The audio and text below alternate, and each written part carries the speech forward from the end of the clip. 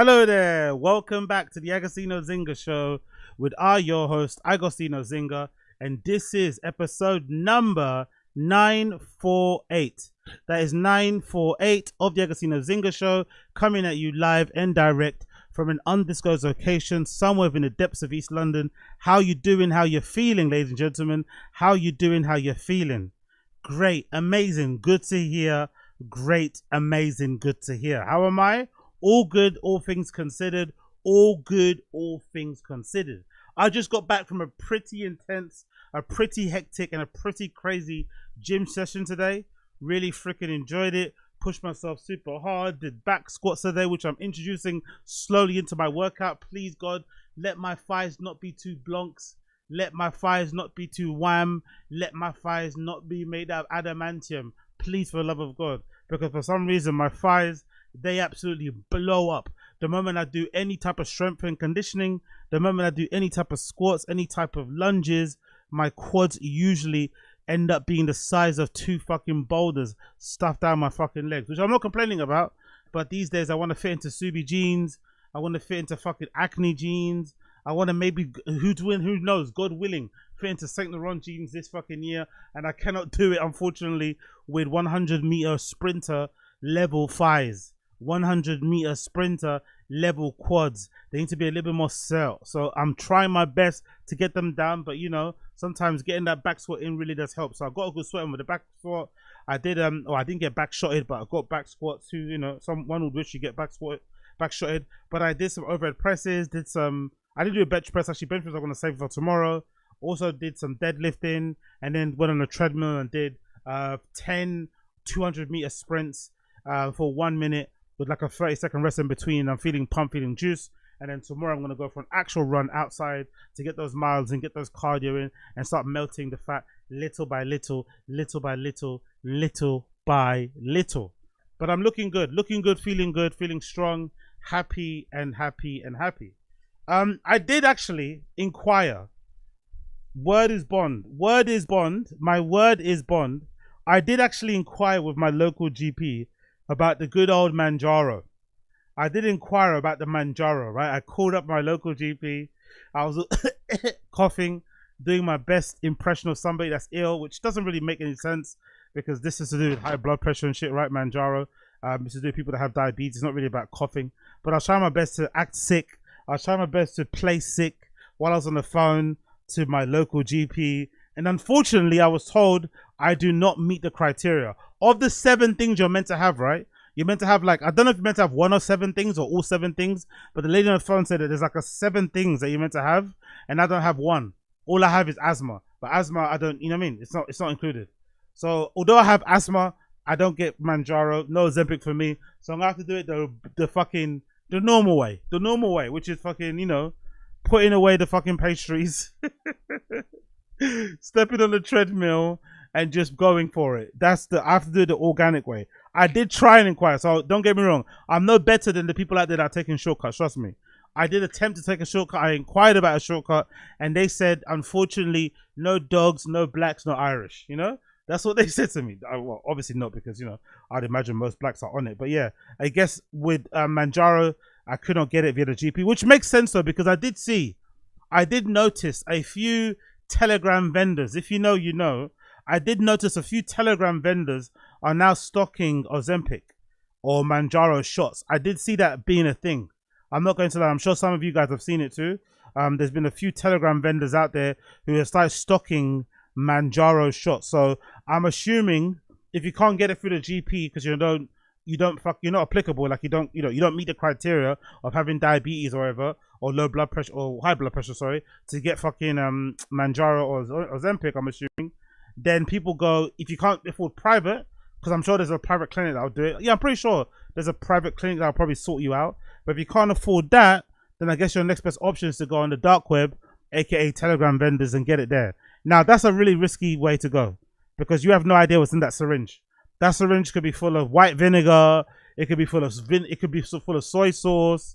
It could be full of fucking, I don't know, anything. Yeah, I mean, it could be full of fucking lemonade for all you know. So you don't really want to inject yourself with the Manjaro that you get from a fucking Telegram seller, but it is tempting. I'm not gonna lie, it's tempting because The GP did tell me no. The GP said to me, nope, no Ozempic for you, sir. You do not qualify. You have asthma, but that's it. And asthma is not enough, unfortunately, it seems. So big up everybody that's on it. Big up everybody that's on it. Big up everybody that's on it. Congrats. Because the rest of us have to be pushing ourselves in the gym. And the gym, although I find it fun, I do find it therapeutic. I did have a chance, actually, this gym session to listen to some Stone Techno Festival DJ sets. There's a couple of things that next year, because this year I've been locked in. This year I've been a bit of a hermit. This year I've been a bit of a shut-in. I've been a bit of a weirdo. And I've not really been going outside. But next year I'm outside. We're outside for real. Properly outside. So one place I'm definitely going to go to is Stone Techno Festival. Don't care what fucking happens. So I did check out their channel. I did check out some of their sets on the RT, I think ARTE concert channel, the RT concert channel. And there's a set there by Cynthia that's just been uploaded recently. Oh, so good, bro. Big up Cynthia. She's such a great DJ. Such an amazing house DJ. And again, she's from Berlin, or she's based in Berlin. She's from there, but she's based in Berlin. She has a record store out there too. She makes a lot of great tracks. And you don't really associate Berlin with house. Although, to be honest, when I first discovered Dixon, I discovered him via that Berlin scene. There was a big Berlin house scene back in the day when Dixon was out there. Who else was out there? I forgot his fucking name. Ricardo Lobos played a lot of sets there as well. Who else is out there? I think obviously I discovered Arm out there. Gerd Jansen was playing out there quite a lot. Shonky, that's it. Shonky. I'm thinking of Shonky. Shonky was playing out there too quite often. The black guy, I forgot his name as well. Is it not Margaret? Not Margaret Degas. I forgot the black guy's name with the dreads that kind of he pulls into the side. But there was a big house scene in Berlin back in the day. But these days that house scene is all but disappeared. It's mostly just techno or variations of techno. Really, there's not even that much disco out in Berlin. And you think, I don't know, I associate disco with Berlin too. Maybe it's to me disco feels like, yeah, disco feels like kind of like the sound of the Berlin Wall falling in a bit. I don't really when I hear the Berlin Wall falling, I don't really hear techno. I hear mostly disco or like Euro trash or like Artello disco or something, something kind of trashy that way. But I don't really hear techno, to be honest. But yeah, regardless, really recommend check out that channel. Channel's fucking fire. That channel is fucking fire. So we got a lot of things to get into. Let's just jump right into it. The first thing I want to talk about is the newly released trailer or full overview from AlphaTheta, also known as Pioneer DJ, for the new CDJ-3000X. New Pioneer CDJ-3000X. They look fucking fantastic. The screen on the CDJs is just, it's mad. It's like an iPad. The screen on these new ones is fucking like an iPad. I swear to God, it's absolutely crazy. But let's actually check it out regardless. This is courtesy of AlphaTheta CDJ-3000 Professional DJ Multiplayer full overview, courtesy of the official AlphaTheta channel. Let's see what it's saying.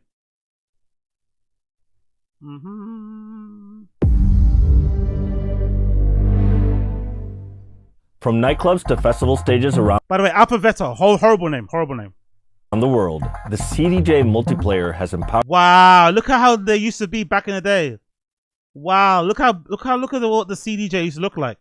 Look at that jog wheel. There's like an indentation in the jog wheel that you hold, and I'm assuming that's how you kind of nudge the CD or the tune around. Fucking, I actually like that look. I'm not gonna lie. It's literally like a square. Nowadays CDJs are like a rectangle, but these are like a literal square. That's pretty cool. Or DJs to express their sets with creative freedom. I wonder if they have a museum. I wish Pioneer would do that one day. They haven't done it yet, but I wish Pioneer would do like a pop-up museum of like all their CDJs or all their audio equipment, headphones, whatever. That'd be fucking sick. I'd love to go and see see how they kind of made stuff back in the day, the samples, all this malarkey. Maybe get to see the Virgil fucking Pioneer CDJs up close, the ones that he got designed especially for him by Pioneer, that was see-through with no labeling, no signs or anything. Or translucent, I guess, right? Freedom from professional reliability. That's where I started. I started on these ones. Those are the ones I started on. Big up Alibi. DJs to express their sets with creative freedom from. Yeah, I started on these ones. I think these might be the 1000s. I don't know what number they are, but those are the ones I started on. I started on these ones. They had the CD drive in them. No big screen. The screen was just that little screen there on the top. Just that little rectangle tube there, right there. That was the only screen. And they had a CD obviously to play with. No USB stick. I'm pretty sure no USB stick on these. Just straight CD. And you'd have your little CD wallet and you'd be opening it up, flicking you through your tunes. It was weird because that time, right? when I was using CDJs with a CD, they felt super advanced compared to a vinyl turntable. You know? Weird, isn't it? Like CDs somehow felt super. I remember you rock up to a turntable and you felt like you had a USB or you're running your fucking. Nowadays you can play tunes on a CDJ via your phone, you know, connected to your record box, like wirelessly. You don't even need a USB stick. But back in the day, having a CD felt like you were super, super high tech. Professional reliability, setting the standard for DJ gear for over 30 years. Today, building off the globally acclaimed CDJ-3000, the next flagship professional DJ player inherits the familiar legacy that DJs have come to know, while offering next-generation advancements in expanded media support, enhanced browsing, improved sound quality, and refinements to performance features.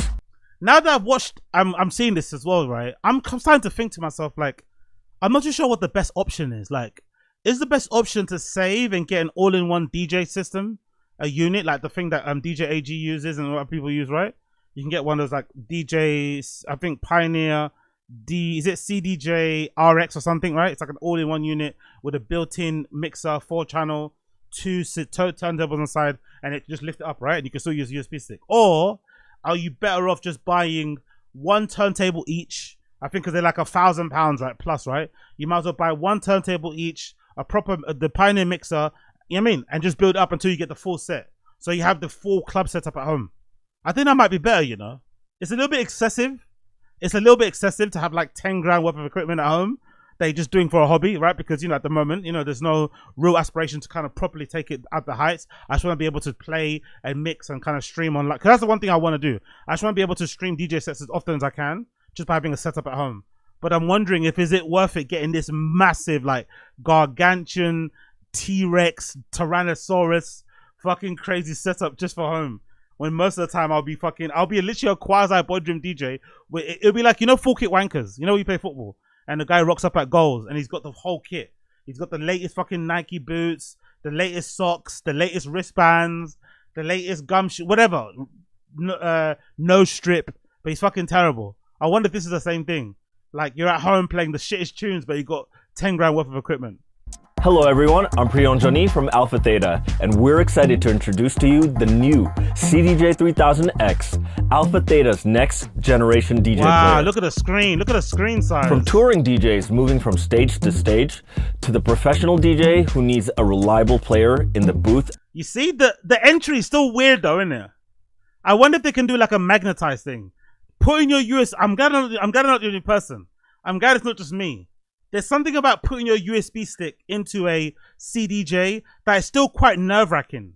You don't want to bend the tip of the USB. I mean, like, there's something, I wonder if they maybe could add like a magnetism to it so it kind of clicks in. Maybe there's another way to plug it in. I don't know. Maybe we should be plugging it in from the bottom. I don't know. But I always thought I was the only one that kind of got a bit nervous about sticking my USB key into a CDJ. But even this guy in a demonstration, he's kind of making sure that he doesn't fuck it up. You know what I mean? At their nightclub, the CDJ-3000X introduces several updates allowing for a diverse variety of styles. In addition to LAN connectivity, the CDJ-3000X now has built-in Wi-Fi. Whoa! Built-in Wi-Fi? God damn! So you don't even need to carry a USB stick anymore. Oh, but that's horrible though. That's gonna make it open to requests, isn't it?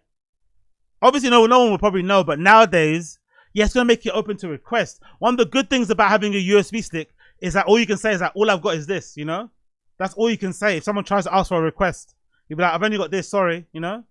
But now if you have Wi-Fi, essentially you could take requests and stuff. I guess if you want to make some money, you could do it, right? You can have a bit of paper and then people could pay you a tenner or a $5 every time they want to request a song, and you write it down and you play it whenever they want it. That might be a good way to go do it. It's a little bit weird and it makes you feel like a fucking human jukebox. I've done it before, right? I think they call that open format DJs, right? That's kind of where I cut my teeth, playing open format sets. But I love to mix those sets with like your own stuff you're playing. So you go and play in a pub somewhere. Most people don't care that you're there. You're getting paid in drink tokens. You're getting paid in food. You might get paid in baggies and shit. But really and truly, you know, no one really gives a shit that you're there. But then what happens was really good is that you sometimes get a chance to kind of like play your own shit, you know? You kind of get a chance to like play your own stuff and mix it in. But yeah, that CDJ request ain't too bad actually. I don't mind it. Wi-Fi, but the request, man, the request just pissed me off, I swear. Direct internet access wirelessly. On the front panel of the CDJ-3000X, an NFC touchpoint allows you to instantly access online music by simply holding your smartphone, running the latest version of Rekordbox Mobile for iOS or Android right over the reader. No need to type in your password. Simply hold your phone on the reader and sign in to your Tidal streaming account when you have the DJ extension add-on, or the cloud for your music library. That's fucking sick. I'm sure this is a subscription service anyway. I'm sure this is not going to be free. It's going to be a subscription service. But that's fucking crazy. And you can sign into Beatport. Fuck. So if you buy songs on Beatport, legitly, which, you know, sometimes I don't do. Whoopsie. But if you buy songs on Beatport and maybe Juno download, I think, are they linked together? I'm not sure they are. You can access all that stuff wirelessly. Fuck. If you have the creative or professional Rekordbox plan, you can instantly access your Rekordbox music library stored on the cloud using Cloud Direct Play. Alternatively, if your mobile device doesn't have NFC or you don't have the Rekordbox mobile app, you can still do a single sign-on. Using the CDJ-3000X, you can pull up a QR code that you can scan with your phone, which allows you to sign in to your Tidal or cloud account the same way. On the CDJ-3000X, there is now a second USB port for your music library that is now USB Type-C. And the USB... There's a second USB slot on one CDJ. God damn it, that's sick. Port for computer connectivity has also been upgraded to USB Type-C. Wow. The new USB Type-C port for storage devices is located right below the USB-A port on the top left. So that means you can now use a flash drive equipped with USB-A or Type-C ports, or one with either. Oh wow, that by the way, I kind of want that too. That's the new Rekordbox USB stick, right? It's got both types of USB ports on it as well. I kind of want that stick. That looks kind of good. That looks kind of cool. Like the SanDisk DJ flash drive. You can now browse, select, and manage your tracks more intuitively with the CDJ-3000X thanks to the new larger 10.1-inch high-resolution capacitive. It's a little bit too big for me, you know. Not gonna lie, it's a little bit too big. Too many options there. It's too bright, you know. In the dark nightclub, that's just glaring in your face. But you know, I guess it works to some degree. But one thing about it is like the touchscreen is very snappy. It's not laggy at all. You kind of feel like it pops around really quickly. Touchscreen, which allows you for displaying up to 16 tracks in the browsing screen, up to 12 tracks with the medium and large text sizes. 12! That's a game changer. That's a fucking game changer. Anyone that, because usually, I'm not too sure about you guys, but when I organize my DJ playlist on Rekordbox, I'm usually organizing the list by the order I want to play the songs in, or rough order. Like maybe before the proper order, and then the second two will be ideas. You know what I mean? I kind of do it that way. So that's quite cool that you have all the lists. So then if you're maybe feeling like the song that you're playing number 4 doesn't really go with number 5, you can quickly skip to 12 and not have to scroll. You know what I mean? That's actually really good. I love that. I fucking love that. 16 tracks. That's fucking cool. With better visibility and smooth control, you can find and play tracks much quicker. Yeah. For rapid searching, you can copy track info simply by holding the track and paste it into the search bar by clicking paste. Oh, thank God. Copy and paste. How long did that take? We needed that. Yes, yes, yes. Great feature, great feature. Keyboard. And for the first... Yeah, to find edits and stuff. Like if you want to find an edit, like sometimes you'll be scrolling through your library and you might find the original track, but you don't know where the edit is, and you don't want to type it out all the time, so you can quickly just go boom, boom, boom. That's really good. That's really fucking good. Don't get me wrong, you should be always prepared and have all your fucking things stored and, you know, organized in a certain way. But sometimes, you know, some things happen and shit. Time on a CDJ, you can edit playlists by reordering the tracks directly on the unit. Yes. Click edit on the display to activate edit mode. By selecting a track, you can rearrange or delete tracks within a playlist. Oh my God, that's so helpful. That's so helpful. That's so fucking helpful to reorder the tracks. That's so helpful. Because sometimes I'll be, like I said, I'll organize my playlist in the order I want to play in. Because some DJs are different. Some DJs put their songs, like all the bangers in one folder, all the fucking peak times in that folder. I mean, I like to just have all of my set lists. Like, I go through my set list like 10 times, you know, before. Like, I play the whole set in my head. I speed run it through. I think of ideas, think of different types of blends, think of different alterations and stuff I can add to it.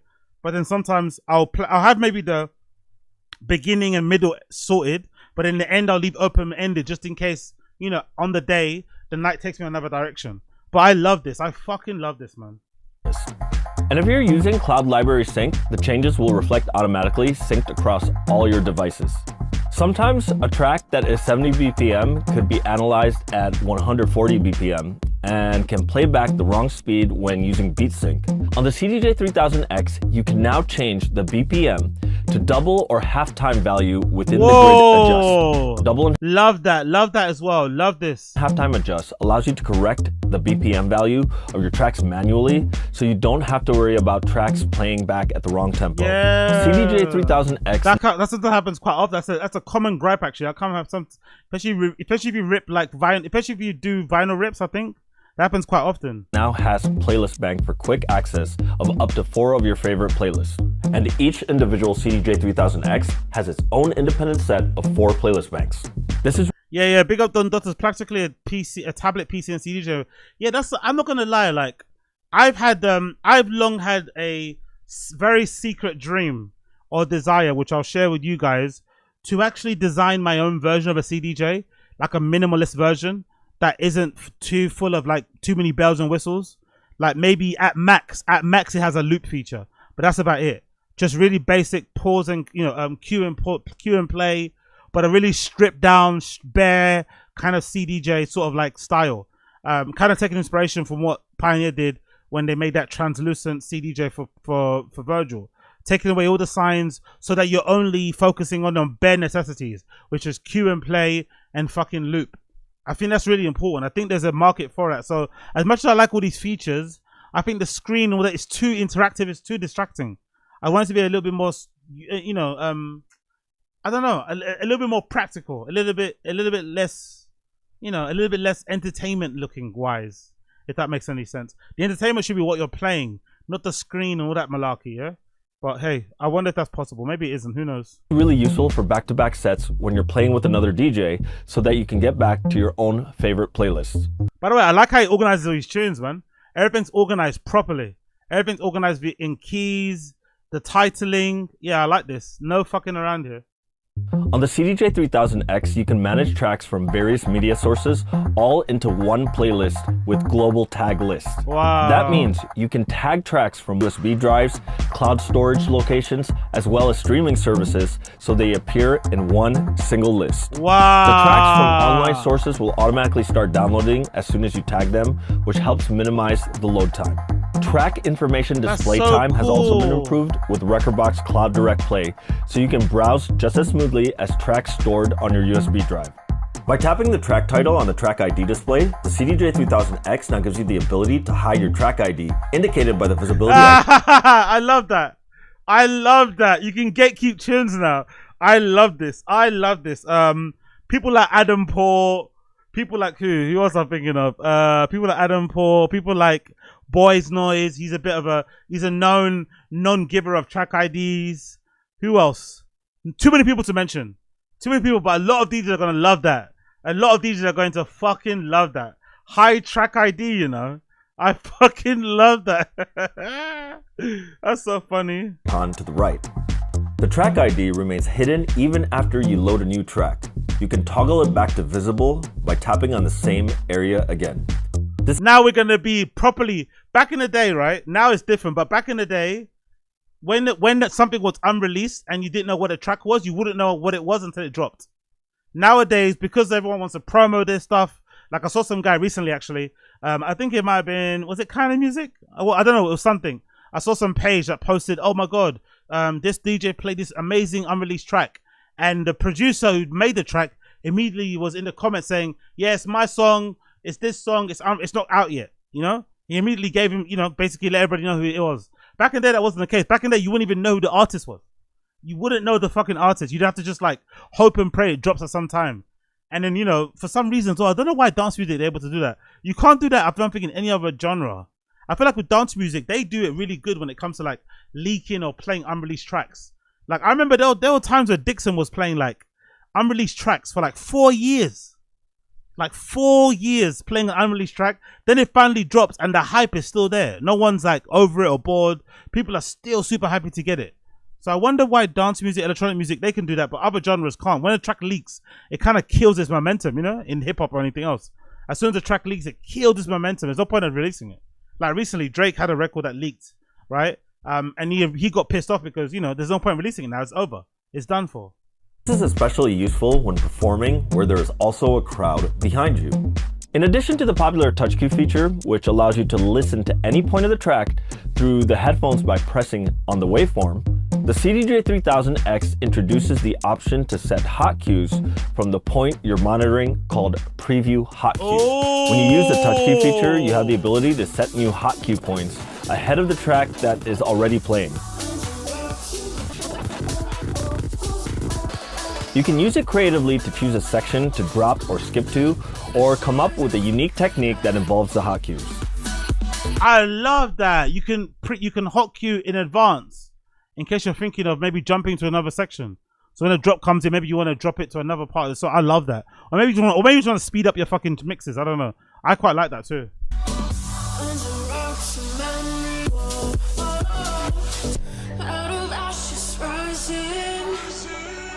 For smoother cueing, you can enable Smart Cue on the CDJ-3000X, which automatically overwrites your current cue to the last hot cue you click. Nice, nice, nice. Oh, this eliminates the need to manually do it, saving you time when playing live. To let you know that Smart Cue is enabled, the play button will turn white. To indicate to you which hot cue is armed on the current cue, the current cue button will change to the same color as that hot cue. Gate cue is now on the CDJ-3000X, allowing you to temporarily trigger hot cues only when the button is held down while the track is paused. This opens up new creative possibilities for tone play and other performance techniques.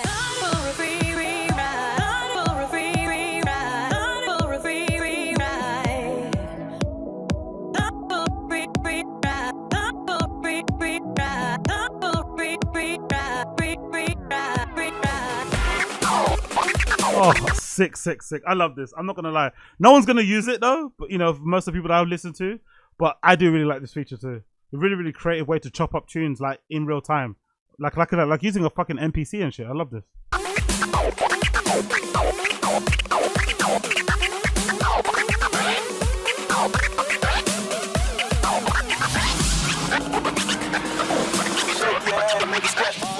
Built to deliver exceptional reliability for the most demanding professional environments, the dependability of the CDJ-3000X has improved over any CDJ before it. The cue and play button has been rebuilt to withstand 500,000 presses more than the previous CDJ-3000. You hear that, the Blessed Madonna? You hear that, my queen, Blessed Madonna, wherever you are, darling? I hope you heard that. She's like, challenge accepted. Big up Blessed Madonna. Blessed Madonna's like, challenge accepted. Big up Blessed Madonna. Big up Blessed Madonna. Whether you perform dynamic scratch techniques or need to finally bend the tempo, the CDJ-3000X's expanded range of jog wheel tension adjustment allows you to manipulate your tracks more precisely. When you set the jog feel knob all the way to heavy, you'll notice there's more tension on the jog wheel than the previous CDJ-3000. Building on the high-quality sound design and advanced digital audio processing developed for the CDJ-3000, the CDJ-3000X takes audio quality to the next level. With a new high-performance digital-to-analog converter by ESS technology, the CDJ-3000X achieves a better signal-to-noise ratio over the previous model, resulting in a cleaner and more refined sound reproduction. A newly designed power supply unit reduces unwanted noise and enhances low-frequency power, delivering punchy bass and warm tone that won't tire the ears, even during long sets. The sound tuning of the CDJ-3000X was refined through on-site testing in various club environments and developed with input from professional sound engineers, ensuring exceptional audio performance in any setting, from intimate venues to large-scale outdoor festivals. Carried over from the CDJ-3000, the CDJ-3000X features an aluminum faceplate. That's kind of the idea that I had for my stripped down CDJ that I want to build one day. I wanted to just be like completely steel or like aluminium, just brushed, sort of like looking like a CDJ version of a fucking Cybertruck. just really really stripped down, pared back sort of thing. Very small LCD type of screen, or maybe like a little, like maybe half of that screen, and that's basically it. Cue plays, pitch slider, and nothing else. You know, nothing else too crazy. I think that would be a really cool thing, and obviously, maybe a loop function, but very, very basic, very kind of bare bones type of thing. I think that might actually look pretty sick to kind of mix up with what we got here. I guess maybe if you wanted to, you could just put a fucking case over your CDJ, like a skin, to kind of hide all the other buttons and stuff. But I'd actually want to rebuild the whole thing from the ground up, make it very simple and very chill and laid back. Now with an anodized brush finish. The CDJ-3000X will also hardware unlock Rekordbox's performance mode. That looks so good, isn't it? That looks so good. A setup. Imagine having that. I might have to try and save up for this. I'm not going to lie. I'm actually thinking about it now. Maybe instead of just trying to get another, because I need to get another MIDI player anyway, because mine's kind of dying. I've got an old, what's mine? A DJ. It says a DJ SB something. One of those SB ones from back in the day. The ones that used to use with Serato DJ and shit. But nowadays, you know, a Rekordbox is the way to go. And obviously, unfortunately, now with the new Apple fucking OS, you can't even use Serato with that control anyway. So it's a bit annoying. But I was thinking of getting a new MIDI player. But I'm thinking now, maybe instead of even getting the all-in-one DJ setup that I needed, or that I wanted to do to play outside, maybe just get the fucking CDJ setup, you know? It's a bit crazy, it's a bit excessive, but that might be the way to go. Mac or PC. You'll also have USB HID support for Serato DJ Pro when the CDJ-3000X is used with a Serato-compatible mixer, either through hardware unlock or a license. At launch, the CDJ-3000X supports 2 streaming platforms, Beatport Streaming and Tidal. With Tidal featuring single sign-on, you can tap to connect or sign in with a QR code.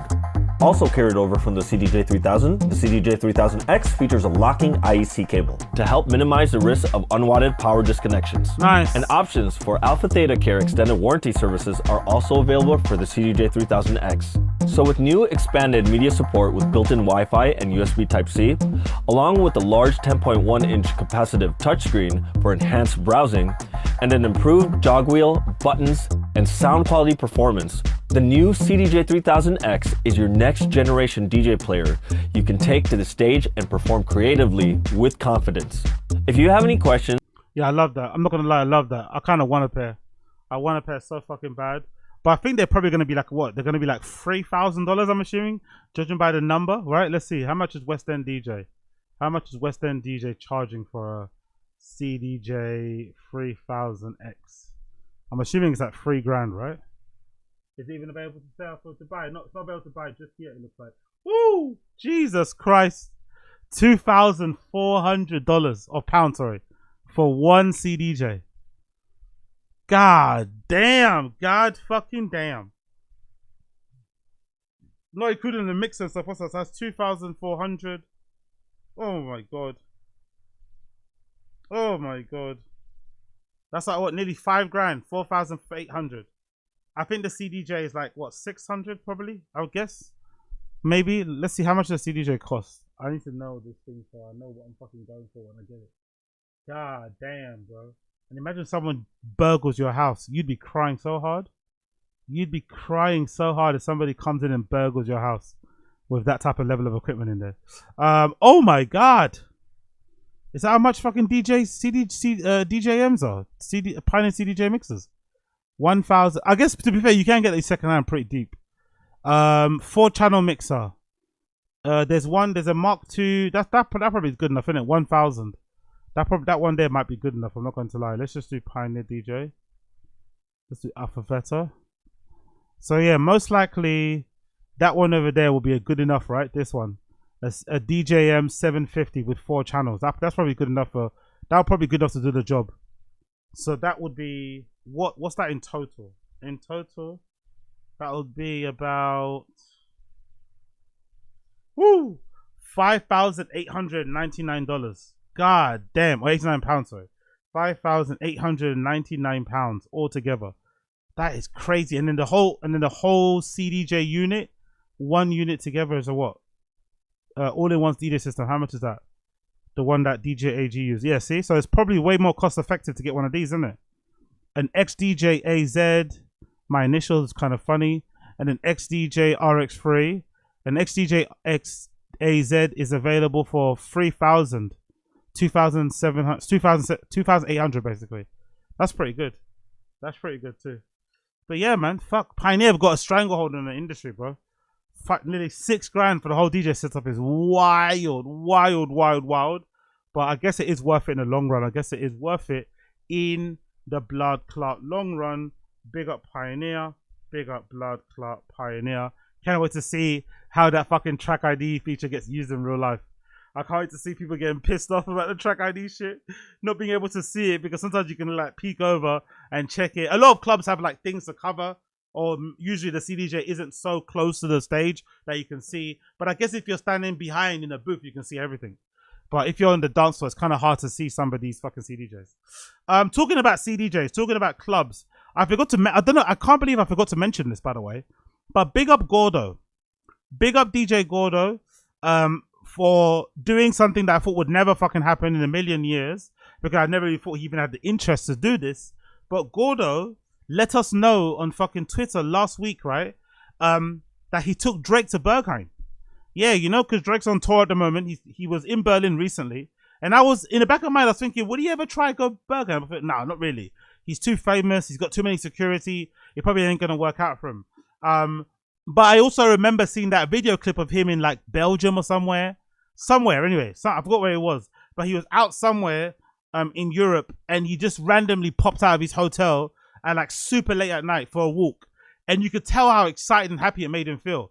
He was like looking, you know, he was a bit paranoid looking at his shoulder every time, but you could tell like he doesn't really get to do that too often. He doesn't get to just walk outside and just be like normal, because he's too famous. People are going to be like running down the street after him. But in some random country in Europe at like 2 a.m. in the morning, like most of these countries in Europe that he's touring, especially the ones, you know, like I said, maybe it's a Belgium or something, those type of places, like they shut down. Like those places shut down after like 10 p.m. in a weekday. So you can kind of loiter around the streets with no one seeing you, especially during a weekday, very easily. So that was kind of cool to see. So I thought, you know, he's clearly looking to like, you can tell now he's in Europe, he's a bit more relaxed. He's clearly looking to like do stuff outside. So I was eager to see if he would try. And he did actually try. And Gordo put a tweet out that said, me and Drake went to Berghain last night, no security, and listened to industrial techno for about 3 hours. Probably top 5 most insane nights of my life. Honestly, bro. Do you know how sick that is? Do you know how sick that is? That Drake, the GOAT, was in fucking Berghain. I'm really hoping, right? This is really hoping for like nothing, but I'm really hoping that that little visit that he did, even though it was only 3 hours, because people are rinsing Drake online. Oh my god, 3 hours is rookie numbers, which is hilarious, because remember I spoke about that girl from NYC Rave Girls, that collective, right, of girls who help people like, you know, rave, and it's like a little platform, influencer type people in America. They were going viral and people were taking a piss out of them because the girls from that platform, one of them that went to Berghain said she only went there for like 8 hours. And it was like, oh my god, those are rookie numbers, 8 hours is nothing. And then Drake obviously goes for free and everyone's fucking freaking out. But the fact that he went, overall, the fact that he went anyway, no matter how long or how short the time was a win. Win, win, win. Because I'm hoping that little visit would have influenced some of his music, and we're going to hear it. We're going to hear the influence in some of his new music he's going to be putting out very soon. Because imagine if he just drops a fucking EP, rapping over or sliding all over fucking, you know, techno-inspired beats. I'd be so fucking all over that. But just spare a thought, right? Just spare a thought for the random person who isn't paying attention as much as I am to Drake, because then, you know, they're maybe not the biggest fan of Drake like I am, but they know who he is. They like some of his songs. Spare a thought for that person who's in Berghain, fucking coming up, right? Maybe you've taken a little bit too many bumps, and then you happen to bump into Drake. Could you imagine how that's gonna fry your brain? Could you imagine how freaked out you're gonna be if you're just coming up, you're on your way to do a bump? I don't know, you've just had some adult fun in the fucking darkroom, and then as you're walking to the toilets or walking outside to get some fresh air, you happen to pass by somebody who you could swear looks like Drake. That's what happens usually, right? Whenever you meet or bump into a celebrity that you don't expect to meet in an unexpected place, you don't recognize them at first. Which is why I always said I think celebrities sometimes, they do a bit too much, especially the ones who travel around with security. The celebrities that go outside with security and act all like big and bad, I think they do too much. I think if you go out and you just like act like you're not famous, people will usually leave you alone. I remember that's what Dave Beckham used to do. They beg me to do that all the time. What's his fucking name? Another guy as well. I forgot his fucking name to my head as well. Even someone like Jeremy Clarkson does that too often. There's quite a few of them in the UK at least who just go out normally. They go out to Tesco's normally. They don't act all posh. They don't act all bougie. They don't act all stuck up. And usually people tend to leave you alone because they can clearly see you're doing your fucking chores and shit. They don't need to disturb you.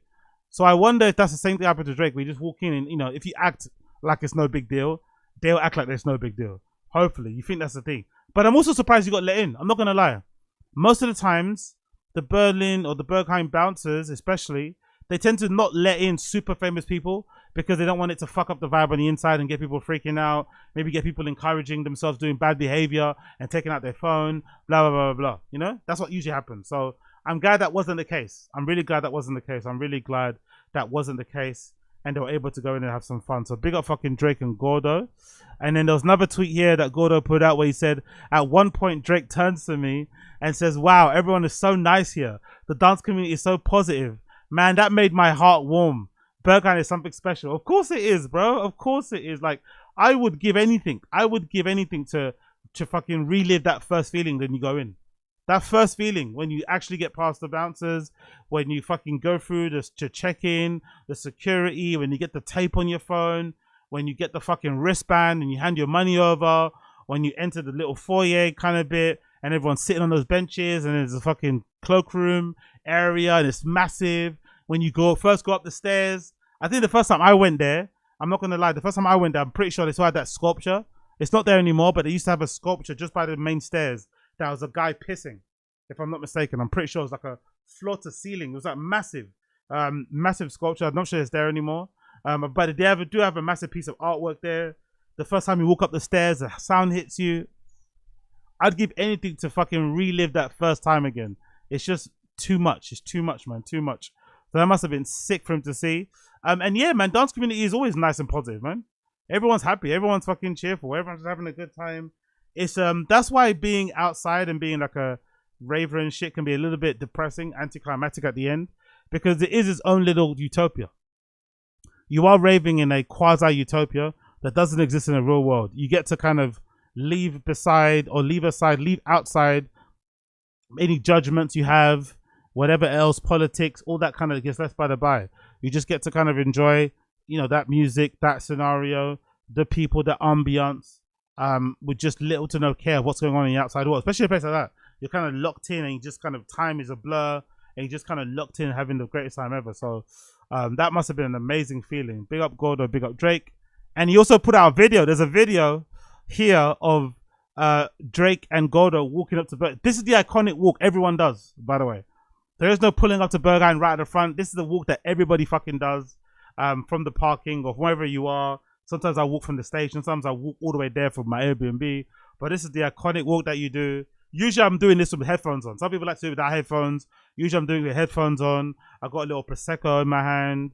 I might have a little fucking beer in my hand. I might have one of those, I got one of those drinks I like. They're like the little fucking drinks that are really sugary and shit. I got one of those in my hands and shit. Might do a couple of flipping on the way there and shit. But yeah, this is the iconic walk in there. You can hear the gravel even underneath their feet as they're walking up to the place. Fucking love it. Never gonna forget this day. Why is there no line right now? Because everyone's inside fried out of their minds. Wow, a big day. I've waited my life for this, and I get to come and do this with my brother. This is a dream come true. I hope this guy takes his shirt off. We're going big. I hope this guy takes his shirt off. Honestly, that would have been amazing. That would have been amazing if Drake was in there with his shirt off and shit. Proper giving it all. Yo, he would have been assaulted, mate. The guys would have been all over him, mate. He would have been prime steak, prime meat over there. They would not have let him they would not have let him kind of, they've not have given him any peace. Let's just say that. Drake would have got no peace in there if he was actually on bad timing. But I fucking love it, honestly. Such a good time. And the whole entrance thing, everything about it is fucking magical. I'm glad he got in. I'm glad he got to experience it. I'm really hoping, as a fan of him, because he's my go, I'm hoping that it's going to influence some of the new music and we're going to hear it on some of the tunes. Now, unfortunately, it does smell like cap, what they said earlier. Because Gordo was saying, we went in there with no security. Unfortunately, not true. According to the Berghain community subreddit, this section of what he said about not going in there with no security is not true, which I think he could have done, right? Because I've never been to I'm not gonna lie, maybe I've been too fried actually, but I don't remember a time that I've been in there where I saw a celebrity. Because I know the unwritten rule about Berghain is that you're not meant to say who you see in there, but I don't think I've ever seen anyone super famous. I'm not gonna lie, I've not seen anyone super famous when I've been in there. But again, I'm too preoccupied with having my own fun. But the great thing about it, from what I've heard, is that usually people get left alone. You know, they get left alone. You know, you might get a little high and stuff, but usually people leave you alone. You can have a good time. And it's a time for you to kind of, you know, unwind and have a real good time that you wouldn't probably have in a regular club because everyone's there. It's kind of on their best behavior. But what they said about having no security is not true, because in the thread of the Berghain community subreddit, someone did say the following. Someone said, most insane night in my life as they took up the whole corner of the Berghain bar and did nothing. So allegedly, they were at the... so I can see where they were. They were probably... The Berghain bar is split by like a window. There's like a window that splits the bar and the dance floor. So they must have been standing in that bit there. That's kind of a fun bit to stand. It's like to the left of the DJ booth when you're standing in there. It's like a little section. Let me see if I can find it actually. Let's see if I can find it. There's like a bar, right? Where is it? Oh, there it goes. Yeah. So I think if I'm not mistaken, I think Drake and his team were standing around here, because this is the main entrance, right? As you come in, the main entrance. This is the stairs that you kind of walk up to the main Berghain main floor here, and up there is Panorama Bar. But this is where the DJ usually is, right? Towards the back over here. Not there, but towards here in this section. It's kind of hidden. It's kind of sick because when you walk up the stairs, when it's really full, you can sometimes not even see the DJ. It's so full, it's so busy, you can't even see who's playing, because this section is also really blacked out as well, so you can't really see them. And they're kind of above you, they're kind of in a black, yeah, it's kind of hard to see. But there is a bar here. As you can see, there's this full glass window section right here on the wall. And over here is the bar. So you can enter the bar through these doors. So I think Drake's team must have been standing around here, if they say towards the Berghain bar, because that is the Berghain bar there. They must have been standing somewhere around here, taking up all the room there, which must have been such a sick feeling for whoever was playing. It must have been super, super cool. But I don't know why Gordo lied. I know he's a lie. Another person said no security. There were like 10 bodyguards taking up each entrance, each side within 5 minute radius. I wonder what they did then, the Berghain bouncers. Did the Berghain bouncers let all of Drake's team all in together with all security? Or did Gordo tell the security to queue up individually in the queue and then get in that way? And then, you know what I mean? I wonder if that's what they did. Like the security got in earlier and just were chilling in there. And then when Drake came in, they all kind of, you know what I mean? I wonder what they did. Or did they let because I have seen it before with regulars. That's the level you want to get to. It's a very hard level to get to, but I have seen with regulars that you can tell they live there, where they come every weekend and they just run, they walk straight to the front, they get a spud from the bouncer and they walk straight in, you know? I've seen that before. So I wonder if they got that kind of treatment. I'm not too sure, because I don't know if Gordo is well known by the bouncers or he just queued up. I'm not too sure. 3 hours, rookie numbers. Dude definitely didn't use the toilet though. Didn't he? What's this? What is this? What's this picture about? Okay, cool. Yeah, I would have loved to have seen him. Oh, imagine Drake in the toilets. Imagine Drake queuing up in Berghain toilet. Imagine how freaky that must have been for people coming out of the cubicles. Imagine you just done a fat line and you come and you just kind of getting your bearings together, your brain's kind of fried, and you open your eyes and you see what you think might be Drake. You're like, hold on, that can't be him. That can't be him. Top 5 most insane nights of my life. Drake can't say the name because his top 5 most insane nights.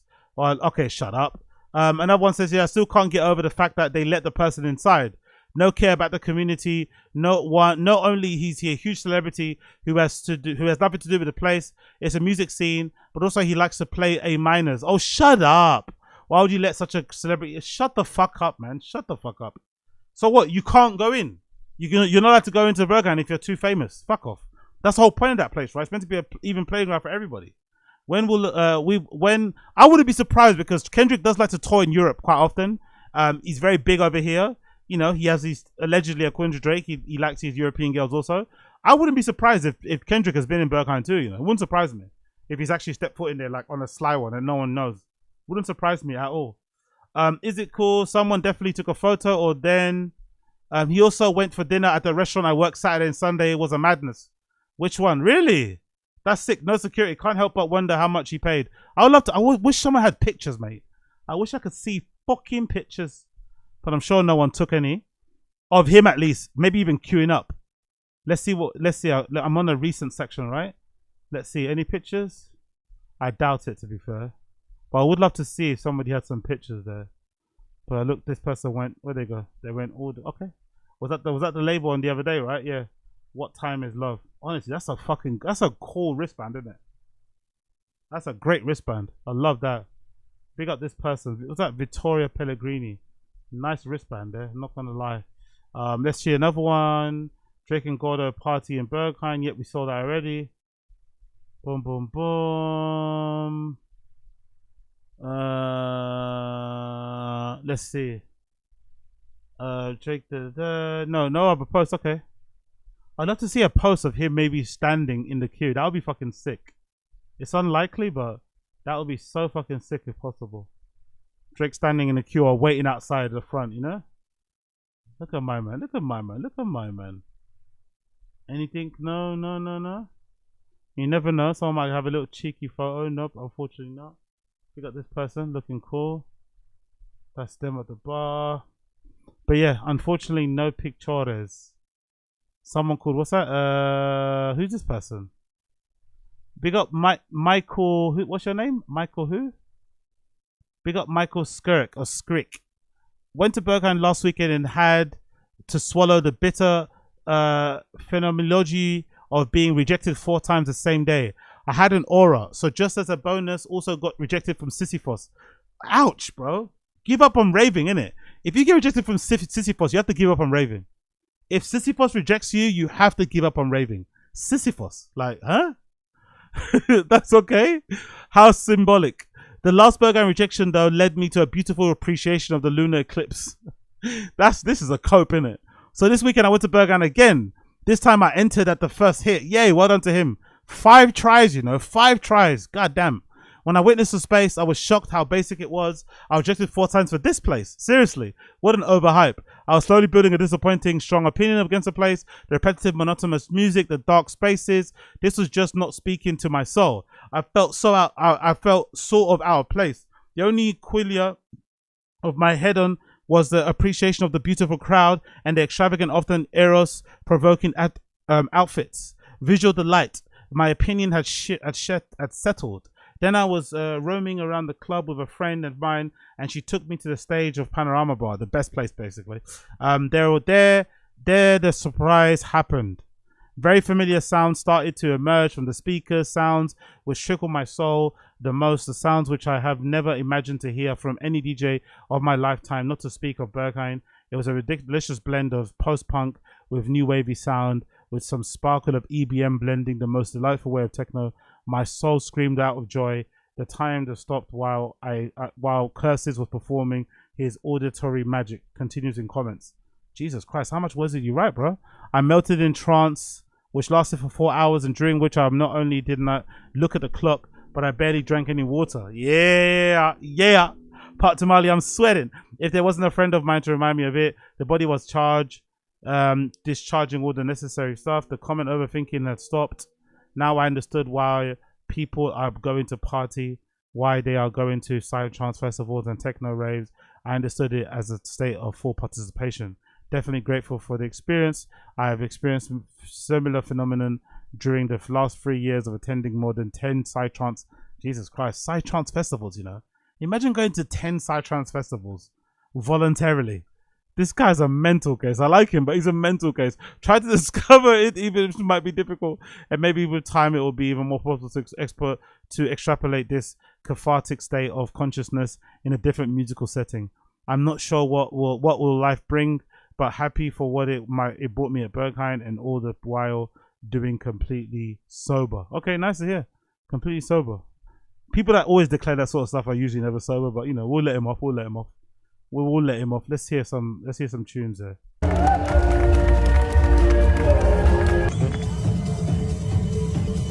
Where to begin is always a difficult place. The feeling of the words This Sunday made me experience new things, a kind of comfort I've never known before. So thank you to open this book for me, because this is the dance floor, has incredible energy. You gave me back to me, was truly precious, and discovered a new side of myself. I just as intense.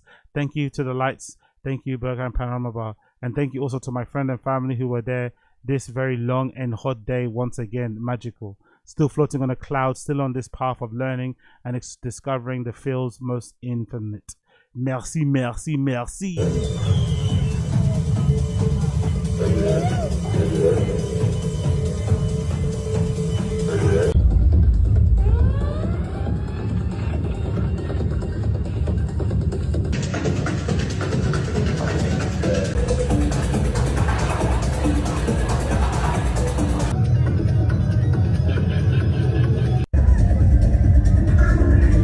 You can kind of tell how sick the sound system is based on these recordings, isn't it? People are usually recording these really slyly in their pockets, or they're putting their phone down below their fucking waist. They're not holding up next to a speaker, do you know what I mean? Because people want to be like, you know, discreet. So the fact that they still sound like this makes you, no, lets you know that the sound system in there is banging.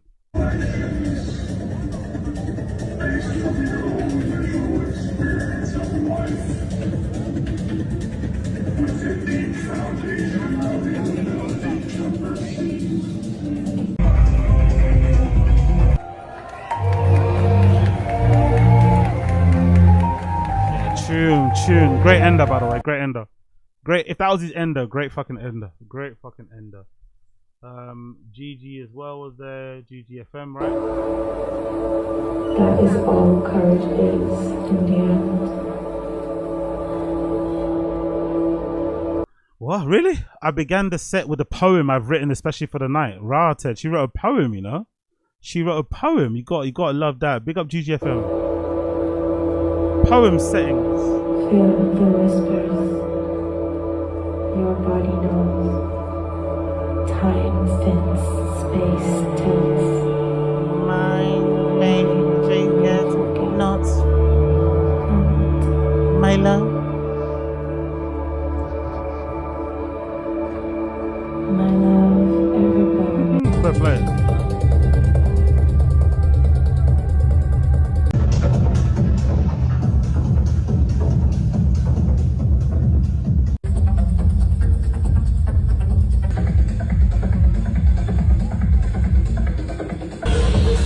Yeah, big up. Look at this statement as well. Can you imagine what a professional DJ's fucking DMs are like? From all the fucking guest list requests and people super high listening to your songs, giving you fucking amazing, massive paragraphs, to just a random, oh, hello, I hope you remember me from here and there. Their DMs must be crazy, innit? October, please be patient with messages until I'm back. I'm taking a much needed holiday off the grid until the 2nd of October. Jesus, honestly, the DJ DMs must be crazy. Must be insane. Do we have any pics of him? No pics, no. Oh, wish I had a pic of fucking. Honestly, is it warm out there? Why is everyone dressed like this? Is it that warm out there right now? What's the weather like? What's the weather in London? What temperature are we saying here? 20. Okay. What is it saying in Berlin? 18. Okay, it's the same. Why is everyone dressed like that then? You can't dress like that over here. It's fucking blitz. It's fucking freezing over here. You can't wear that. You can't wear that over here. Who's this person? Annabelle Le Gasper. She was out there with her friends, it seems like. But yeah, no Drakey kind of sightings actually. Weirdly enough, I need to see this too. I haven't seen this. I need to see this fucking shelter thing on the top. But no Drakey sightings. None. No one took a little cheeky, sneaky back of the fucking head pic, no? You can tell it's a different vibe, innit? If this was London, there would be fucking 17 pictures of him out there. Not a single one of the big man, not a single one. Okay. Fair play. Fair fucking play. Oh, big up Marie Moxeria as well. She killed it. She got any clips? No clips? See you on the dance floor for the Marie Moxeria. Nice to see. No one else here. No, okay. Fair play. No Drake fucking clips or anything, which might be a good thing actually. That kind of shows that people were actually enjoying and having a good time properly, and no fucking nonsense was happening. What's that? Gay over? What? Gay over? What's this? Als wir in der Schlange standen. Nah, it's German. Allow it. I have no idea what my guy's talking about. But yeah, big up Drake, big up Berghain. Gotta fucking love it. I'm just confused about the weather, to be fair. It looks kind of warm out there. I thought it'd be kind of cold. Fair play. But yeah, big up everybody. Big up everybody. Big up everybody. Okie dokie. Okie motherfucking dokie. Let's also talk a little bit about Tim Dillon. Tim Dillon has been removed from the Riyadh Comedy Festival. I covered this lately on the random show before I'd update you guys too. Tim Dillon had boldly and confidently and happily declared that he was actually meant to be playing at the Riyadh Comedy Festival in a couple of days, I think, or in a couple of weeks, sorry, in October, out there in Saudi Arabia. They booked a bunch of prominent stand-up comedians to go perform out there. Some very surprising guests like Bill Burr, because he was, like, you know, admonishing and going in on billionaires and going in on government control, going in on cancel culture, all this malarkey. And for him to be performing at Saudi Arabia seems a little bit hypocritical based on what the things he said. But, you know, according to Tim Dillon, when he did share that he was performing at the Riyadh Comedy Festival, he did let us know that he was getting paid $375,000. So a lot of people were like, you know what, we understand. Plus, Tim Dillon's always been very open and very candid and very kind of transparent about how singular he is in terms of going after the bag, securing the bag, being very nihilistic, being very black-pilled. Nothing really matters. What's the fucking point? So you may as well get the bags, however immoral, however blooded, however blood-drenched, however misery fucking washed they may be, just get the money. And obviously some fans were upset, but for the most part, he didn't give a fuck. He got on his podcast and said some pretty dicey stuff about Saudi Arabia government. He fucking made a mockery of the call to prayer thing that they do over there in that part of the world. He was singing that at the beginning of the show. He spoke about turning the other cheek or looking the other way if somebody's hand got cut off or somebody's head got cut or something crazy, right? He was kind of going in hard. And I guess the Saudi government weren't too happy about it. I did hear somebody say on my random show, Stream Chat, that simply him mocking the call to prayer would have been enough for them to take him off the list of people performing. I'm not too sure though. It's one of those things. One of those things kind of, you know, hurt the Saudi government's feelings, and they have cancelled or removed or fired Tim Dillon from the Riyadh Comedy Festival lineup, which actually makes him look way more sick as well, because he accepted it anyway. He accepted the blood money, and he didn't give them any fucks that he was ragging on them, and now they fired him. But according to the statement he put out on his Instagram, sorry, he gets to keep the down payment. So that's a good thing. He gets to keep the down payment. This is courtesy of Tim Dillon's Instagram. It says Kimmel should still be on air. He's talking about Jimmy Kimmel's recent deplatforming or firing, you know, because of the not so nice things he may have said about Charlie Kirk and his assassination. But he says it's wrong to pretend it's because the show sucked or because he was losing eyeballs and money. Both true. Clearly, it was a political motivated hit job. The joke was pretty mild, factually wrong, as in the guy who shot Charlie Kirk wasn't a MAGA guy. But who cares that doesn't matter. Anyone who cares about the ability to speak freely for a living should be disturbed by this. They should also be disturbed by the people celebrating the assassination of a political opponent, no matter what you thought of his views. Is pretty simple. Also, this morning I was fired from the Riyadh Comedy Festival because of the statements I made on my podcast. I'll be keeping the sizable down payment and donating it to a foundation that, just kidding, I'm gonna be buying another car. See you in Montecito. F words, F slur. I fucking love it, honestly. I fucking love it. And if you're out there wondering what Tim Dillon could have got banned for, could have got fired for, let me just tell you that it was kind of dicey. I'm not gonna lie. Thinking back, it was kind of dicey, and I was surprised that he said it in the first place. But I do kind of give him ratings and respect for saying it anyway. So I think it was this episode, right? It's episode number where he announced that he got the deal. It was episode numero 459. Gonna have a million. They're gonna go, well, actually, the Middle East. So it's episode number 459. And if I get the video on the screen, you'll see when I go through the transcripts that he made some comments. So I'm sure he got banned for this right in the beginning. This stuff that he did in the beginning, where he mocking the call to prayer.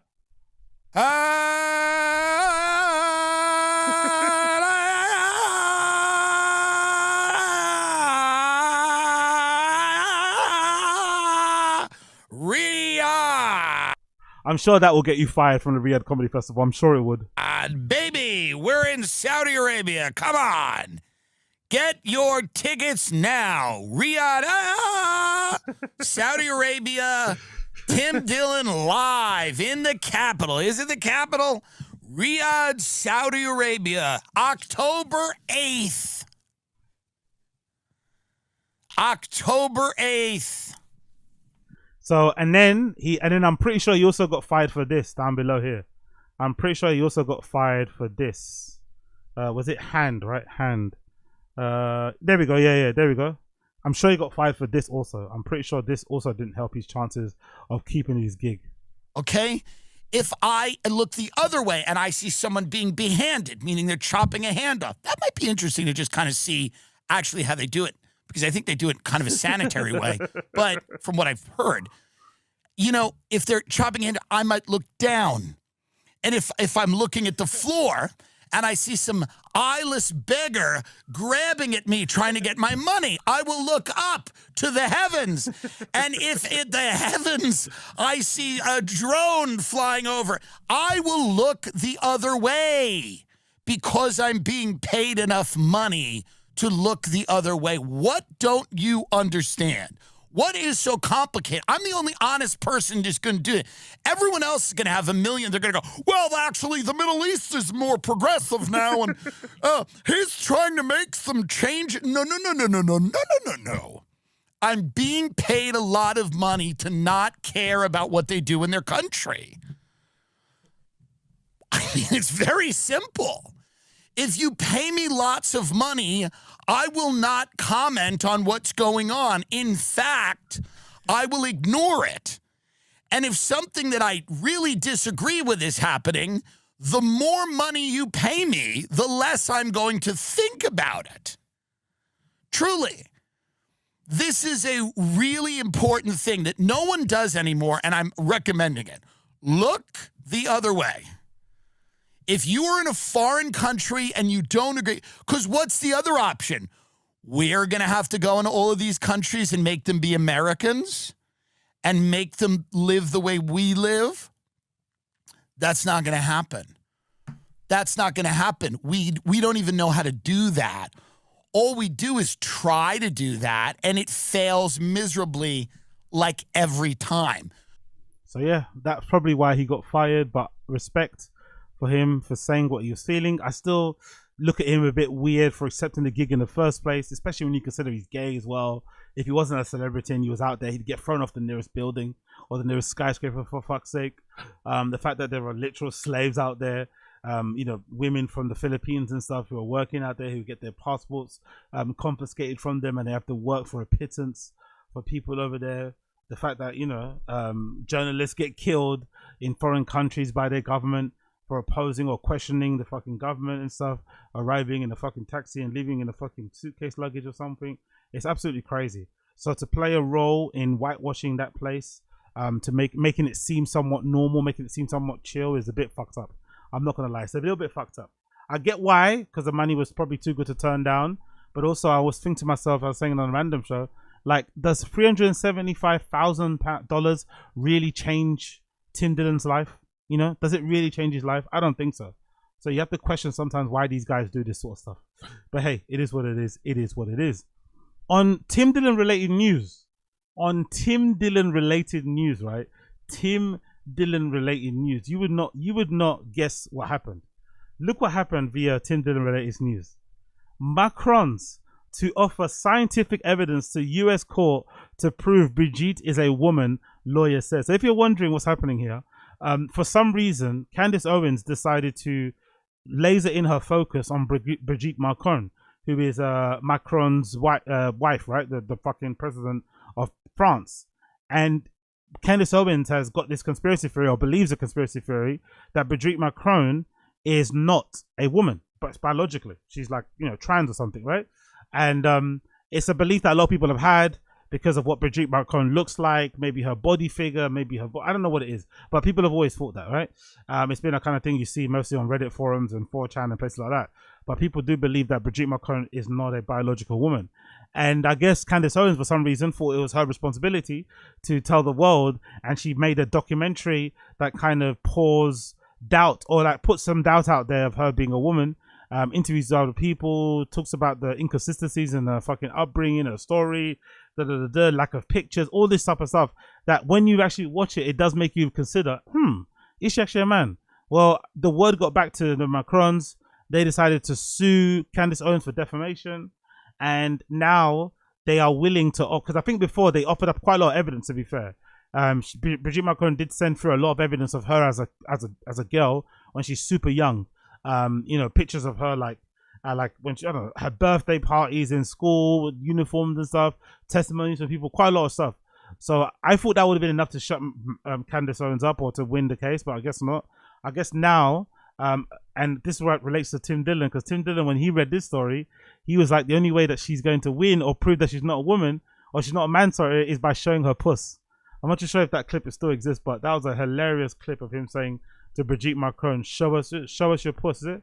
Show your puss? Let's see if someone's got that. I don't know, maybe it's a little bit vulgar for YouTube, but I remember that's what he was talking about to Brigitte Macron. Show us your puss. Let me see if I can find it. Show your puss. There we go, that's the one. Podcast, political, right? Brigitte Macron challenges Joe Rogan. There, this is the one. Actually, oh no, maybe this is the one. This is the clip where he says, "Show us your puss." Said Brigitte was born a gentleman. You were born a man, and you will die a man. That's the point I'm making. Candace Owens is so crazy. By the way, I wish my father said that to me at like any point in my life. And here's what I'm saying. Show the puss. Show the puss. Show the clit. And I'm not trying to be a problem. And you know I never am. Have Brigitte Macron go on the Nelk podcast. Show your clit to the Nelk boys. You're the first lady of France. If you're afraid to show your pussy to Steiny from Nelk, then you don't get to be the first lady of France. You don't get to be it. Show your pussy to Joe Rogan in his studio. Fly to Austin and spread your legs for Joe Rogan. Hey, Mom. That's weird, Mom. That's weird, Mom. Well, it could definitely be worked on, Mom. It's a pussy, Mom. It could definitely be. 100%. Could absolutely have been altered. So good. Yeah. Well, for sure. I saw her pussy, Mom. Show your pussy to Joe Rogan in Austin, Texas. This is politics. Candace has said. So good, man. So fucking good. So yeah, I guess she's gonna show us she's gonna show somebody her puss.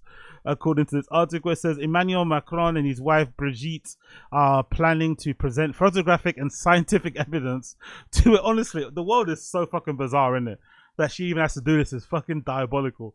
Are planning to present photographic and scientific evidence to the US court to prove that Miss Macron is a woman. Their lawyer says the French president and Miss Macron will present documentation in a defamation suit that they've taken against right-wing influencer Candace Owens after she promoted her belief that Brigitte Macron was born a male. By the way, it's not her belief. It's a wildly held conspiracy theory. Not just her. A lot of people believe that. In the same way, a lot of people believe that fucking Michelle Obama's a man, you know? Miss Owens' lawyer has responded with a motion to dismiss the claim. Speaking to the BBC's Fame Under Fire podcast, the Macron's lawyer in the case, Tom Clare, said Miss Macron has found the claims to be incredibly upsetting and they were a distraction to the French president. The quote says, "I don't want to suggest that it somehow has thrown him off his game, but just like anybody who is juggling a career and a family life as well, when your family's under attack, it wears on you. And he's not immune from that because he's the president of a country." Miss Clare said that there would be an expert testimony that will come out that will be scientific in nature, and while he would not reveal at this stage its exact nature, he said the couple were prepared to demonstrate fully, both genetically and specifically, that the allegations are false. Jesus Christ. It's incredibly upsetting to think that you have to go and subject yourself to put this type of proof forward, he said. It is a process that she will have to subject herself to in a very public way, but she's willing to do it. She is firmly resolved to do it, what it takes to set the record straight. I think only a French woman could do this, right? I don't think another woman in another society could do this or would do this. Only a French woman would be willing to, I don't know, physically, scientifically, whatever, show that she's a biological woman. Like, someone else just tell you to fuck the fuck off. But she doesn't mind. She actually doesn't mind. She wants to set the record straight and fucking put a pin in it. Boom, you know? Nip it in the bud. If that unpleasantness and that discomfort that she has of opening herself up. Jesus Christ, what a pun. In a way that is what it takes to set the record straight and stop this. She's 100% ready to meet that burden. Wow. That's the Macron's lawyer, Tom Clare. Tom Clare.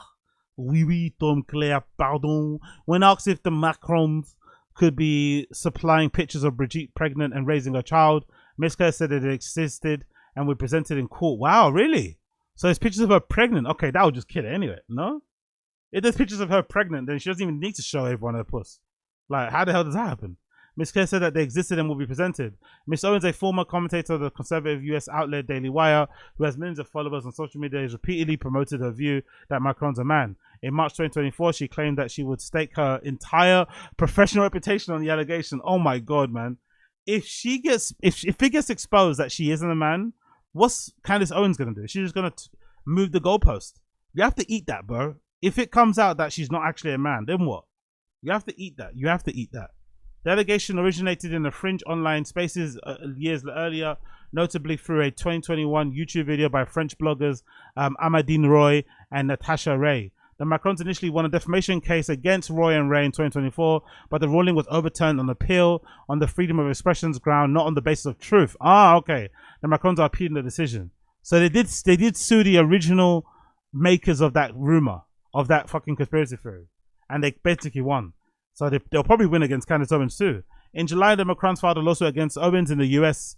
It alleges that she disregarded all credible evidence, disproving her claim in favor of platforming known conspiracy theorists and proven defamers. In American defamation cases against public figures, plaintiffs are required to prove actual malice, that the defendant knowingly spread false information or acted in a reckless and disregard the truth. In August, Emmanuel Macron explained to French magazine Paris Match why they had chosen to pursue legal action. A quote from Mr. Macron says, "This is about defending my honor because this is nonsense. This is someone who knew full well that she had false information, did so with the aim of causing harm in the service of an ideology we've established, connections to far-right leaders." Ms. Owens' lawyer has responded to the Macron's lawsuit with a motion to dismiss, arguing that the case should not have been filed in Delaware, as she says it does not relate to her businesses, which are incorporated in the state. They claim that forcing her to defend the case in Delaware would cause substantial financial and operational hardship. Wow, really? She's got a lot of money though. She'll be all right. VT approached Candace Owens' legal team for comment. She's previously said that she believes that she is saying is true and nothing more American than free speech and ability to criticize. Ooh, let's see how it plays out, man. Let's see how it plays out. But look at the fucking balls, for lack of a better pun. Look at the balls on Emmanuel Macron. She's like, I'm going to put this whole rumor to bed. I'm willing to prove it under any reasonable doubt that I'm a fucking woman, 100%. So big up her, man. Big up Brigette Macron. Let's see how it works out. Let's see how it blood clot works out. Let's see how it blood clot works out. Also, we needed to talk a little bit about Charli XCX wedding, her second wedding in Sicily. Charli XCX had a second wedding in Sicily. I'm assuming the first one, the registry, was done in Hackney Town Hall, or just in Hackney as well, just in general, just to kind of get the details done. And then the big one was over there, which I think is a really good idea if you want to do a type of wedding. I'm not really the biggest fan of destination weddings, I'm not going to lie. I think it puts a huge burden on your friends, cost-wise and shit. I don't think Charli XCX is a level of celebrity that she can pay for her friends to go. I think that's cool. If you're really rich and you can just pay for your guests to come and they don't have to do anything but just bring their own clothes and fucking toiletries, that kind of works out pretty well. But if you have to pay to go over yourself, oof, it's a bit hard. I'm not going to lie. Destination is a bit hard. But I guess what it does do, if you're a popular person like Charli XCX, maybe what happens is that if you do a destination wedding and you invite a lot of people, you know they're not all going to come because it's a destination wedding. So it can work to your advantage that way. But either way, Charli XCX had a second wedding in Sicily to her husband, Daniel George. I forgot which way it is. But he's a drummer for the 1975, the band that Matt Healy is in. So a pretty cool dude. Although, you know, no offense to the guy, a little bit clapped. But I also think that's kind of cool. You know, I also think that's kind of cool that a somewhat regular looking white dude who allegedly, I think I've heard online that he's half Asian. I'm not sure if that's true. I did read online somewhere that he's half Asian. or something. I think maybe I heard it on How Long Gone. I think they said his dad owns like a Vietnamese restaurant or something like that. I don't know if that means he's half Asian or if he's just like a white guy that owns a Vietnamese restaurant. But I heard something along the lines of his dad owns a restaurant somewhere outside London. I don't know if it's true. But either way, it's a huge win for the clap bandem out there that he has done this. So big up to him. What's his name again? I keep forgetting which way around his name. Is it Daniel George or George Daniel? What way is his name again? Bedford, is that his name? That's not his name, no? That's it, George Daniel, that's it. George Daniel, big up George Daniel. So they got married for a second time out there in Sicily. This is not the pictures of the wedding, but I'll just show you the pictures anyway. These look fucking pretty cool. Them in there, I guess they rented out some villa or something in Sicily. Fucking beautiful, by the way. Also pretty cool to go to because you'd imagine you're not going to get bothered by paps and stuff, you know what I mean? You're going to get left alone. But to be fair as well, Charli XCX has got a good level of celebrity. She's famous enough where I'm sure if she goes to the big cities like the Barcas, the LAs, the Londons, the Berlins, the fucking, I don't know, the Melbournes and stuff, she's going to get bothered. But if she goes to places like Sicily, you get left alone, I'd imagine. They're not going to be following her too tough around there. That's her sat with, what's that girl's name? Gabriette. That is Matt Healy's fiance, I think. I don't know who this lady is. Devon Lee Carson. There's some friends. Nice to see. Liam Moore, somebody else. Dancing in a room with some massive chandelier. That's very romantic. Love that, to be fair. In their room again. Some drinks outside with the ladies hanging out and shit. Yeah, man. Can't hate on that. Looks kind of fun, not gonna lie. Looks kind of fun. I don't know who those guys there. Who are those guys? Mr. Drew Pierce and someone called Matt Saw. I don't know who these people are. Who's this? Matt Saw is a producer and a songwriter, and I don't know who the other person is, but I'm assuming they're going to be somebody cool and famous too. And again, some cool little places as well. That's a really cool picture too. I love that. That's a good way to end the slideshow. The first one was good, and then the second one is that one. And then I think these are the pictures of the actual wedding in Sicily. I love my friends part 1. That's an amazing picture, bro. Charli XCX lying on a surfboard there. Oh, paddleboard, right? I think that's a paddleboard. Lying on a paddleboard, looking over at the boats. Right, that's fucking amazing. That's an amazing picture. Such a cool view. And then there's a picture. Is that Julia Fox, right? That's Julia Fox, and she was at the wedding. That's her and her husband. Not sure, what book's he reading there? I don't know what book that is. What book's that? Oh, I remember that. I think I've got that. What's that book? The Lighter. What is that? I think I've got this. I think I've got this somewhere in my collection. I'm pretty sure. There's them at the party for the wedding, featuring Troye Sivan and a few other people there. Oh shit, Caroline Palachuk was there, right? That's pretty sick. Is that her, right? I'm pretty sure. Is that Caroline Palachuk or am I bugging out? Yeah, it is, right? Yeah, Caroline Palachuk was there too at the wedding. Look kind of fun, man. Fun party, innit? Everyone gets to dress like that. Everyone gets to dress like they're in Ibiza and shit, with sandals on, light clothing and shirts and shit. I ain't mad at that. I don't know who's this black guy? Jeremy O'Harris. Oh, I recognize the name. What does he do? What does Jeremy O'Harris do? Jeremy O'Harris is a playwright. Okay, cool. Big up Jeremy O'Harris. He was out there. And yeah, man, I think I was saying the other day actually, like, you know, is it normal to invite fucking scene friends to weddings? Is that normal? I guess it maybe is, isn't it? Inviting scene friends to wedding. Because I guess who else are you gonna invite really? You should probably be inviting your actual friends, but who are your actual friends, you know? These days especially. Maybe you've been hanging out with these people way longer. Because she's known, who's that? That's Young Lean, right? She's known Young Lean for like 20 years, I think, probably now, right? I'd imagine. Let's actually play that clip. That looks fun. Look at that. That's Matt Healy, I think. Crowd surfing at the Charli XCX wedding. That looks fucking fun. And Young Lean performing on stage. Love it.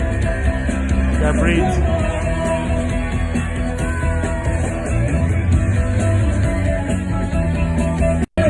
That looks so fun. That looks so fun. Her with Young Lean. A few other peeps out there too. Are the How Long Gone guys there? Can I see them? No, I can't see the How Long Gone guys. But yeah, this is like hipster central, isn't it? This is like the who's who of the hipster scene collective, innit? It's like this is like a version of like the Met Gala, to be fair, for scenesters and shit.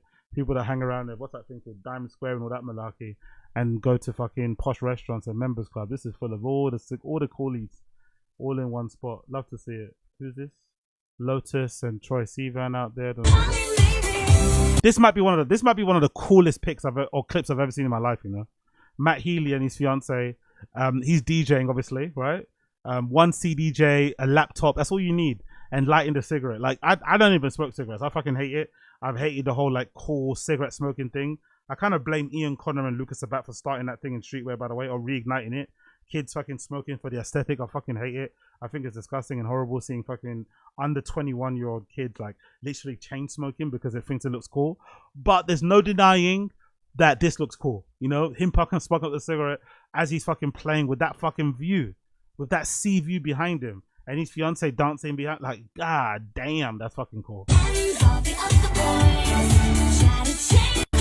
Baby, what a tune. Honestly, that's such a fucking great clip. That is such a legendary clip. And there's some more pictures there with them, Young Lean, and a few other people. Nice to see. Yeah, man, Sicily's a beautiful place, isn't it? Fuck, man. Great place for a wedding, I'm not gonna lie. Very, very great. Very picturesque. Very cool looking, not gonna lie.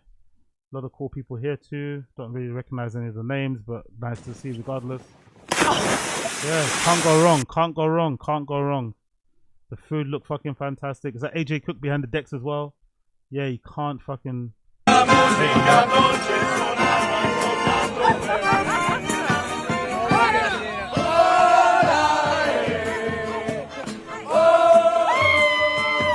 Okay, Alex Cosoni.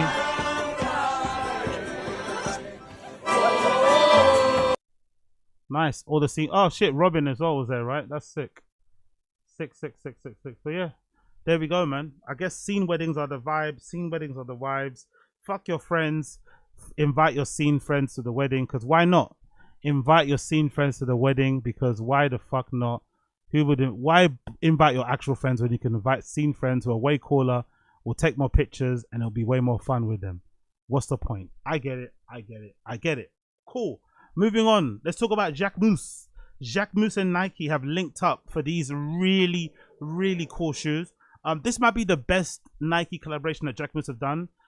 The first couple that they did made no sense to me, especially that first one, the ACG one. I was like, brother, like, what the fuck does this mean? It makes no sense. I don't really picture a Jacquemus girl wearing a pair of ACG shoes. I think what they were trying to do, which was wrong in my personal opinion, this is just my theory. I think that first Jacquemus shoe that they did with Nike, if I'm not mistaken, let me see if I can find it actually. But the first one they did, that was like an ACG, right? That, let's see, Nike Jacquemus, right? It was like, I'm pretty sure it was an ACG. It was the first one. It was super fucking ugly. But that first one that they did, which was this one, right? I think it was this shoe here, that Nike Terra Hummer or whatever, or even these other ones. I think the reason why they didn't work for me is I think that Jacquemus were trying to create like a sportswear division. Like, okay, here's Jacquemus Sports. So they did all these different styles of like, okay, cool, what the Jacquemus girl would wear when she's working out. But I think what they should have done, in my opinion, instead of trying to make a sportswear shoe, what they should have done was what they did with these moon races or these moon shoes, is that they should have tried to get a shoe that, in my opinion, would kind of be worn on the runway. A shoe that you could see being worn on a runway via a model that was kind of walking on a runway for fucking Jacquemus. But if you type in Jacquemus now, right, and you type in Vogue runway, in my opinion, I think these fucking moon shoes would fit in with some of the most iconic Jacquemus shoes of back in the day. The one I'm thinking of that stands to mind is like the 2017 one. That's one of my favorite Jacquemus shows of all fucking time, right? 2017. Which one is it? This one here, right?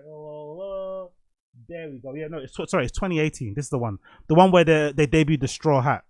This is the one here, right? So it was 2018 spring. This is the one where they debuted the straw hat. So I think, or that big straw hat that everyone was wearing, right, for some at some time. I think this new moon shoe that they've done would easily fit in if they put it on this show and the other subsequent shows. But I think those ACGs and all this type of shit, they would never, I don't know, a Jacquemus girl I don't think would ever wear a shoe like that. It just looks too ugly and clunky. But a Jacquemus girl, I think, would definitely wear a Nike moon shoe. Now, the interesting thing about the Nike moon shoe, if I'm not mistaken, this is the first ever Nike ever made. And I'm pretty sure this Nike was stolen, design was stolen from Onitsuka Tiger.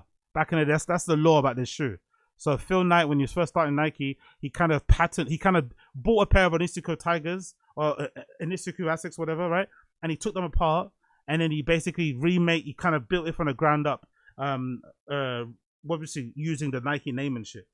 which is funny because Nike now will, you know, sue anybody for copyright and all that malarkey and whatever else it may be. But Nike essentially started off doing the same thing everyone else does now, which is deconstructing their shoes, adding their own fucking logo and stuff, and kind of going from there. But it's a really, really great shoe. And it also kind of reminds you of that, there was a Comme des Garçons collection that they did. No, it was Junior Watanabe. It was a Junior Watanabe. I'm sure some of you guys remember this back in the day.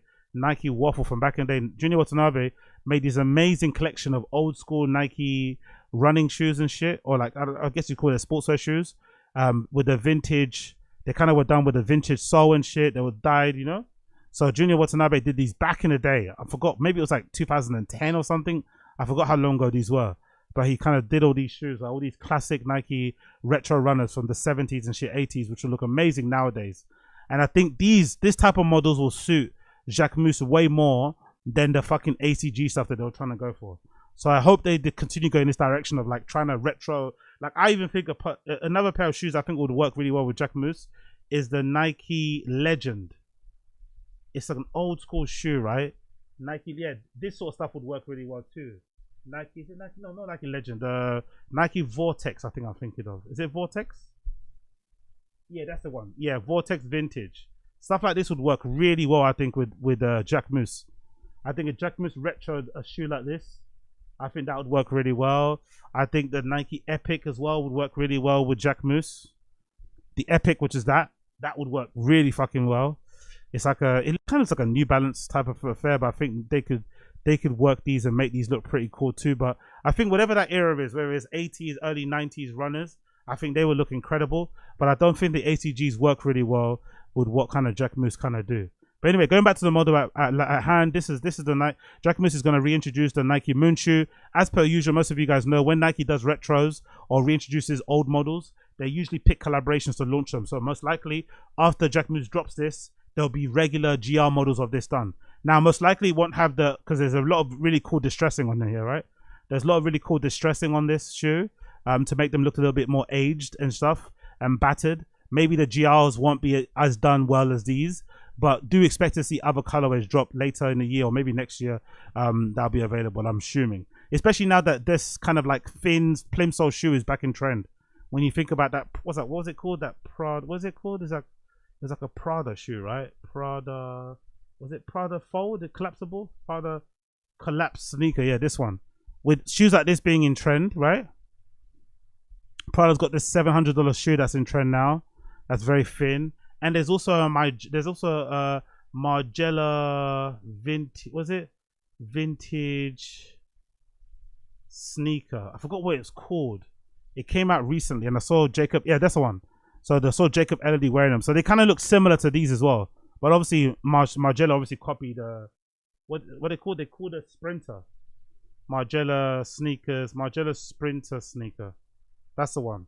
Jacob Elodie was wearing these before, right? So maybe, yeah, they kind of look like the Moon shoes, isn't it? So maybe that's where Margiela kind of copied this model from, actually. They do copy quite a lot from the army boot and stuff like that. So maybe this is where they got the idea from. Because they do look very, very similar, don't they? They look very similar to the shoe that we're seeing now, actually, that Moon shoe. I'm not going to lie.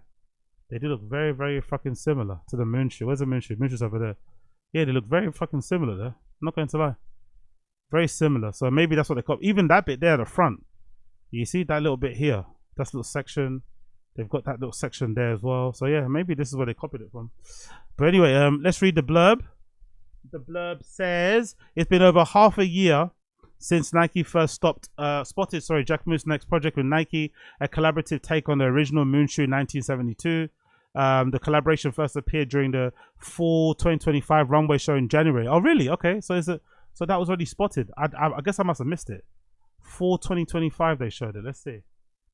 Fall 2025, the spring. Okay, I don't see fall. Where's the fall 20? Are they showing fall 2025? I don't see fall. There's a spring show. There's a fall 2024.